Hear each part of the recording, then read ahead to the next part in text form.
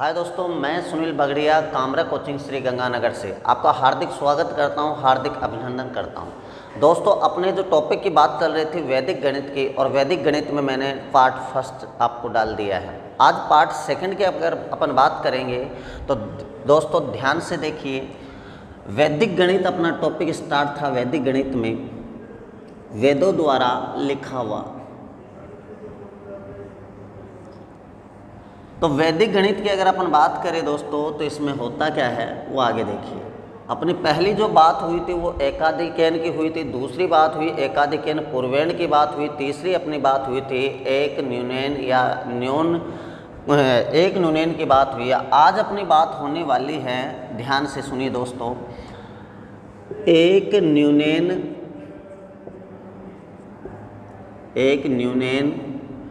पूर्वेण की। एक न्यूनैन पूर्वेण का मतलब क्या होता है दोस्तों? इकाई अंक से पहले, किससे पहले? इकाई अंक से पहले, इकाई अंक से पहले, इकाई अंक से पहले एक कम, एक कम, या मैं कह दूं से पहले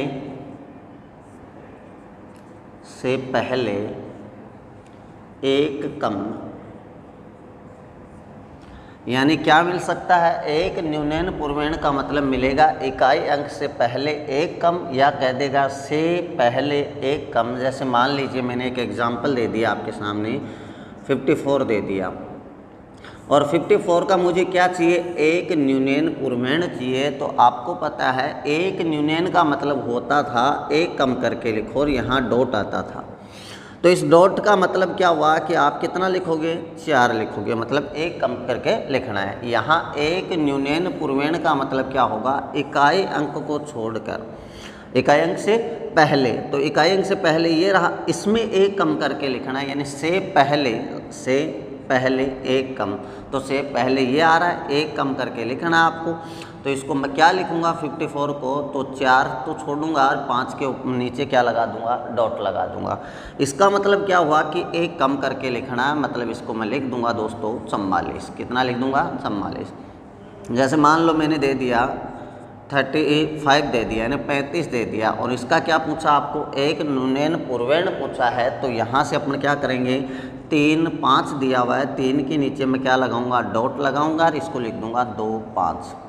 क्या मैं उम्मीद कर रहा हूँ कि मेरे दोस्तों ये बात आपको समझ में आ रही होगी। एग्ज़ाम में क्वेश्चन कैसे पूछता है, तो एग्जामिनर की जो लैंग्वेज होती है उसके हिसाब से अपन देखते हैं। तो देखिए दोस्तों, एग्जामिनर लैंग्वेज में ये देगा आपको, जैसे मैंने कह दिया आपको 37 का एक न्यूनैन पूर्वेण क्या होगा? पूर्वेण क्या होगा? क्या कहा है इसने? 37 का एक न्यूनैन पूर्वेण क्या होगा? तो अपन लिखेंगे 37 और 3 के नीचे डॉट लगा देंगे, मतलब 2। 3 का एक कम कितना हुआ? 2, और ये आ गया 7।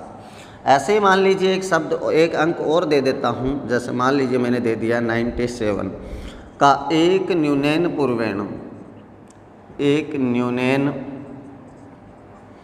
पूर्वेण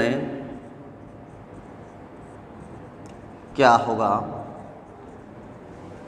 तो दोस्तों यहाँ कितना लिखा हुआ है? 97। तो 97 को अपन ऐसे लिख लेंगे 97, 9 के नीचे क्या लगा देंगे? डॉट लगा देंगे, तो ये हो जाएगा 87।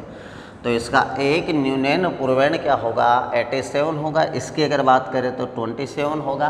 तो आपको सिंपल याद रखना है, इकाई अंक से पहले एक कम करके लिखना है। तो इकाई अंक ये हो गया। इससे पहले क्या दिया हुआ है? 3 दिया हुआ है, तो यहाँ से एक कम करके अपन को लिखना है। आगे अगर मैं बात करूँ तो 2 और शब्द आते हैं। एक तो होता है चरमांक अंक, और एक होता है निखिल अंक। तो चरमांक अंक और निखिल अंकों में क्या अंतर है वो ध्यान से सुनिए। पहले अपन बात करते हैं चरमांक अंक की। चरमांक अंक, चरमांक अंक को बोलते क्या है? ये संस्कृत भाषा का शब्द है, वेदों में लिखा हुआ है। तो चरमांक अंक क्या होगा? तो अपन देखिए दोस्तों, चरमांक अंक कहते हैं इकाई अंक को, इकाई अंक को क्या कहेंगे? चरमांक अंक, unit digit, unit digit, unit digit या इकाई अंक, यूनिट डिजिट या इकाई अंक या चरमांक अंक, तीनों बात क्या है? एक ही है। तो दोस्तों यहाँ अगर मैं बात करूँ कि चरमांक अंक होगा क्या, जैसे मैंने लिख दिया कि 35 का चरमांक अंक क्या है, 35 का चरमांक अंक क्या है। तो मित्रों ध्यान से सुनिए, यहाँ इकाई अंक क्या दिया हुआ है? 5। तो यहाँ जो चरमांक अंक होगा वो भी क्या होगा? 5 होगा। यानी इकाई अंक को ही क्या कहते हैं? चरमांक अंक कहते हैं। लेकिन एग्ज़ाम में ऐसे क्वेश्चन नहीं पूछेगा आपको कि 35 दे दिया या मैं कह दूँ 145 या 1457 का चरमांक अंक दे दिया, ऐसे एग्जाम्पल आपको नहीं पूछेगा वहाँ। तो यहाँ देखते अपन को पता चल रहा है कितना हो रहा है? 7 हो रहा है। तो इसका चरमांक अंक कितना हो गया? 7। आपको क्वेश्चन ऐसे पूछा जाएगा कि 216 का 216 के घनमूल का चरमांक अंक क्या है, 125 के घनमूल का चरमांक अंक क्या है, या मैं कह दूं कि 25 के वर्गमूल का चरमांक अंक क्या है, या मैं कह दूं कि 5 के वर्ग का चरमांक अंक क्या है। तो मित्रों जो मैं अब बात बताने वाला हूं वो सबसे इम्पोर्टेंट बात है और यहाँ से ध्यान से सुनना, क्वेश्चन पूछ सकता है एग्जामिनर। ध्यान से सुनिए दोस्तों कि चरमांक अंक, जैसे मैंने कह दिया आपको कि 5 के वर्ग का चरमांक अंक क्या है। मैंने कह दिया आपको 16 के वर्ग का चरमांक अंक क्या है, अंक क्या है। तो ध्यान से सुनिए दोस्तों, यहाँ दिया कि 5 के वर्ग का चरमांक अंक, तो 5 का वर्ग कितना होता है? तो आप कह दोगे कि सर 5 का वर्ग हुआ 25, कितना हुआ? 25। यहाँ इकाई अंक क्या दिख रहा है? 5। तो इसे अपन क्या कहेंगे? चरमांक अंक। मतलब यहाँ कितना हो जाएगा? 5। यहाँ मैं कहूँ कि 16 के वर्ग का, ध्यान से देखिए दोस्तों क्या लिखा हुआ है? वर्ग लिखा हुआ है। क्या लिखा हुआ है? वर्ग। और क्या पूछा है अपन को? चरमांक अंक पूछा है। तो मैं कह दूँ कि 16 का वर्ग होता है 256। कितना होता है? 256। 16 का वर्ग कितना होता है मित्रों? 256 होता है। और यहाँ इकाई अंक देखा 6 मिला, इसका मतलब चरमांक अंक अपना कितना है? 6 है। ऐसे वो घन संख्याओं में पहुंच सकता है। जैसे मान लो कि ये, अगर दोस्तों ये बात आपको समझ में आ गई हो तो आप इसका स्क्रीनशॉट ले लो, फिर अपन आगे चलते हैं। आगे वाली मैं बात करूं तो दोस्तों ध्यान से सुनना आप। जैसे मैं घन संख्याओं की अगर मैं बात करूं, जैसे मैंने कह दिया 8 के घन का चरमांक अंक क्या है? चरमांक अंक क्या है?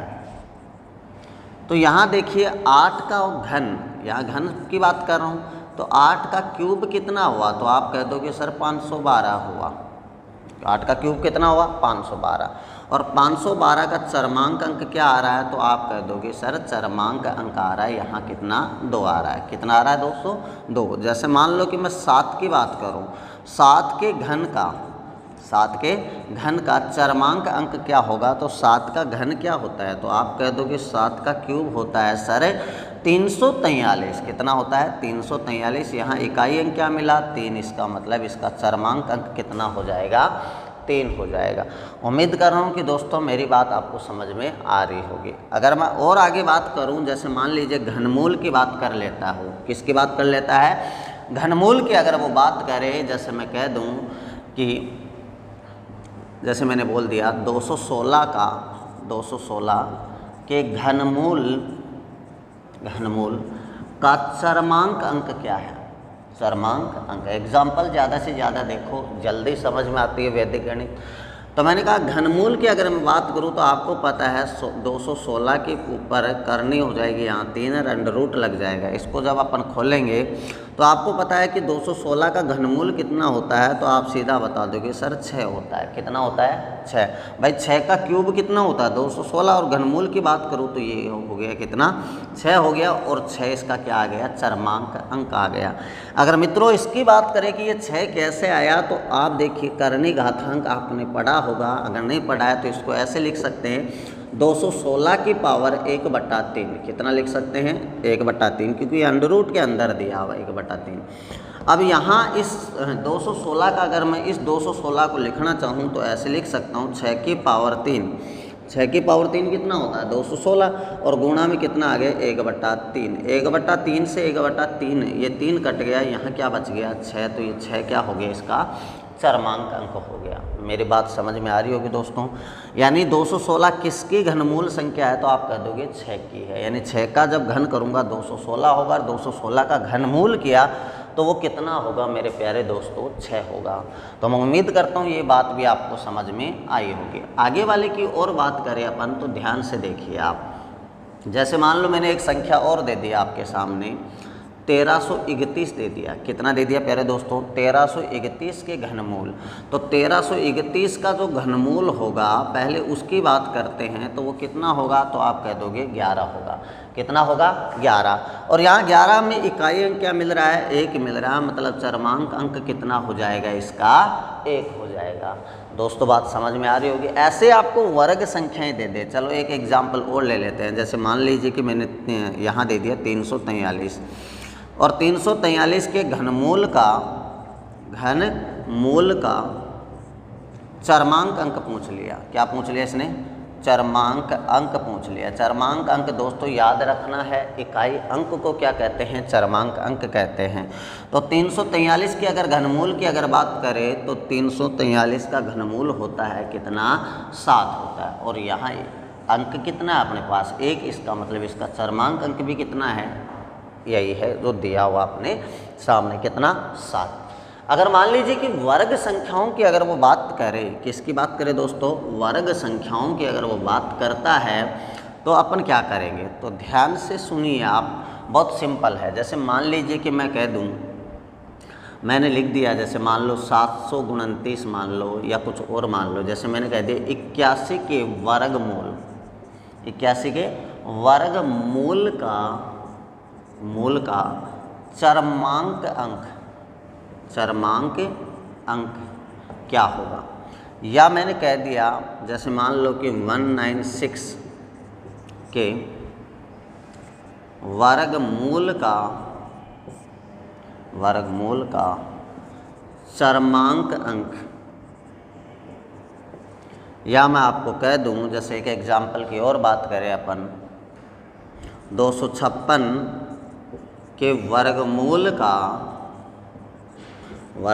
का चरमांक अंक क्या होगा? इनकी अगर बात करें अपन तो वो निकालेंगे कैसे? तो आपके दिमाग में चल रहा है 81 का वर्गमूल क्या होता है, तो सीधा सा जवाब आया कि सर 81 के ऊपर अंडर रूट लगा दो। अंडर रूट लगाते कितना आया? 9। इसका मतलब इसका चरमांक अंक क्या है? 9 है। मेरी बात समझ में आई दोस्तों।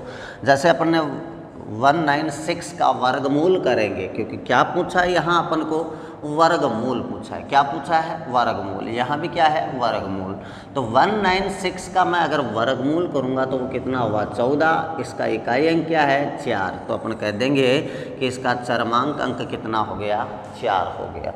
ऐसे अगर अपन बात करें 256 की, तो मेरे प्यारे दोस्तों 256 का वर्गमूल किया तो 256 का वर्गमूल कितना होता है? 16 होता है। कितना होता है? 16। तो यहाँ इकाई अंक क्या हो गया? 6। तो इसका चरमांक अंक भी कितना आ गया? 6 आ गया। तो मैं उम्मीद करता हूँ कि दोस्तों ये मेरी बात भी आपको समझ में आई होगी। अगर अपन और आगे बात करें तो बात पूछेगा निखिल अंक की। किसके पूछेगा? निखिल अंक। निखिल अंक किसे कहते हैं? तो ध्यान से सुनिए दोस्तों। निखिल अंक की अगर बात करता है, याद रखना है निखिल अंक, ये किसी लड़के का नाम नहीं है, ये संस्कृत भाषा के शब्द दिए हुए हैं। चरमांक अंक या निखिल अंक। निखिल अंक कहते हैं कि इकाई अंक को छोड़कर बच गए वो शब्द क्या होंगे, निखिल अंक। तो लिख लेना इकाई अंक के अलावा, इकाई अंक के अलावा, इकाई अंक के अलावा शेष अंक, शेष अंक निखिल अंक कहलाते हैं, निखिल अंक कहलाते हैं। यानी इकाई अंक को छोड़कर बच गए जो अक्षर हैं या जो अंक बच गए वो क्या होंगे, निखिल अंक होंगे।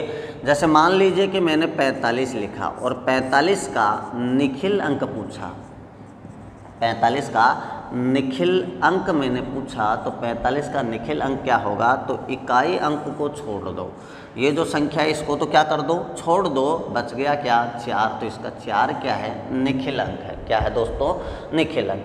जैसे मान लीजिए मैंने 145 का निखिल अंक आपको पूछ लिए, क्या पूछ लिया, 145 का निखिल अंक अगर मैं आपको पूछ लेता हूँ तो इकाई अंक को छोड़कर बच गए कितने अंक, 2 अंक। जैसे कितने बच गए, 14। तो 14 क्या है, इसके निखिल अंक है। जैसे मान लो मैंने लिख दिया 1256 लिख दिया, यानी 1256 का निखिल अंक अगर आपको पूछता हूँ, क्या पूछता हूँ, निखिल अंक अगर आपको पूछता हूँ तो क्या करोगे, इकाई अंक को छोड़ दो। किसको छोड़ दो, इकाई अंक को, जो बच गई वो शब्द क्या हो गए, निखिल अंक हो गए। क्या हो गए दोस्तों, निखिल अंक हो गए।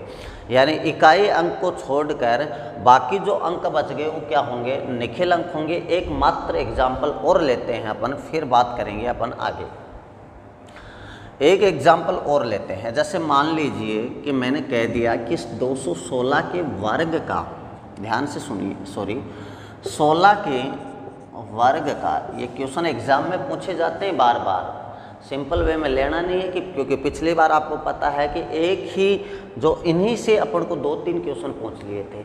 मैं कह दूं कि 16 के अंक का 16 के वर्ग का, 16 के वर्ग का निखिल अंक क्या होगा। यानी कि 16 के वर्ग का निखिल अंक, तो 16 का वर्ग कितना होता है, तो आप कह दोगे सर 256 होता है। कितना होता है, 256। अरे भाई 16 का वर्ग करेंगे तो कितना होगा, 256। तो इकाई अंक को छोड़कर बाकी जो अंक बच गए, जैसे यहाँ 25 बच गया, इकाई अंक को अपन ने छोड़ दिया, बच गया क्या, यहाँ 25 बच गया, तो ये 25 क्या है, निखिल अंक है। क्या है मित्रों, निखिल अंक है। जैसे मान लो कि मैं कह दूँ कि 8 के घन का निखिल अंक क्या होगा, 8 के घन का निखिल अंक क्या होगा। 8 के घन का अगर निखिल अंक की बात करें तो 8 का क्यूब कितना होता है, तो आप कह दोगे सिंपल है 512 होता है। कितना होता है, 512। इकाई अंक को छोड़ दो, किसको छोड़ देंगे अपन, इकाई अंक को, बच गए क्या, 51 बच गए। 51 क्या है, इसके निखिल अंक है। तो मैं उम्मीद करता हूँ कि दोस्तों ये मेरी बात आपको समझ में आई होगी। बाकी अपन अगले पार्ट की बात करेंगे, उसमें आएगा परमित्र या पूरक मित्र की अगर बात करेंगे तो अपने नेक्स्ट वीडियो में होगा वो। तो दोस्तों ज़्यादा से ज़्यादा इस वीडियो को शेयर करें, अपने दोस्तों को बताएं, और अगर वीडियो अच्छा लगा तो लाइक करें, कमेंट करें। बाकी अपन मिलेंगे अपने नेक्स्ट वीडियो में, तब तक के लिए धन्यवाद। जय हिंद।